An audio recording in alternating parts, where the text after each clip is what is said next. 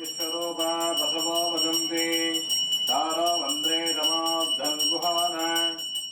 என்னையா சேகரா, 23 வருஷமா அந்த அம்மன் தானே உனக்கு சோறு போடுறா? அவ முடியல கை வச்சிட்ட. நான் திருடலன்னு சொல்றேன்ல.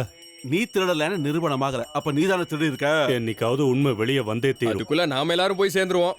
என்ன பண்றது, எல்லாம் என் தலை எழுத்து. திருடுறத கொஞ்சம் பெருசா ஏதாவது திருட மாட்டேன். நான் தான் திருடலன்னு சொல்றேன்ல. திருடுறவங்க தான் எப்படி பேசுவாங்க?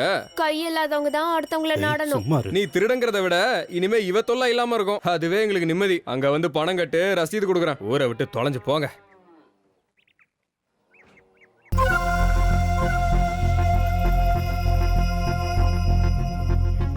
புது சமையல்காரனுக்கு 12,000 ரூபாய் சம்பளம் ஃபிக்ஸ் பண்ணியிருக்கேன். உன்னை விட 3,000 ரூபாய் ஜாஸ்தி. 23 வருஷமா நீ செஞ்ச பிரசாதத்தை ருசி பார்த்து பார்த்து நாக்கு செத்து போச்சு. இப்பதான் நிம்மதியா இருக்கு.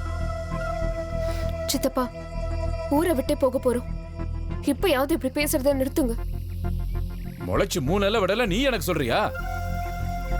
ஏய் ஜகி, அங்க என்ன பேச்சு? இங்க வாயா. சீக்கிரம் வேலைய ஆரம்பி அரவிந்தா. பணத்தை வாங்கிட்டு அனுப்பு. என்னையா சேகரா, பணம் கொண்டு வந்திருக்கியா? ஒரு தடவை நான் எண்ணி பாத்துக்கிறேன். எப்படியும் இங்க வந்தா நாங்களும் ஒரு தடவை எண்ணுவோம். கம்மியா இருந்தா இன்னும் கொடுன்னு கேட்போம், அதிகமா இருந்தா தூக்கி போடுறோம். கொண்டு வா. என்னையா தூக்கி போடுறேன்னுலாம் சொல்ற?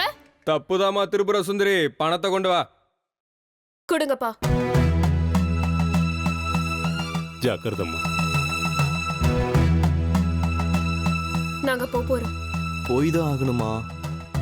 சுந்தரி போக விடாதுன்னு அந்த அம்மன் கிட்ட நான் வேண்டிக்கிறேன். நீ இங்கேயே வேண்டிக்கிட்டு இரு. நாங்க கிளம்பி போய்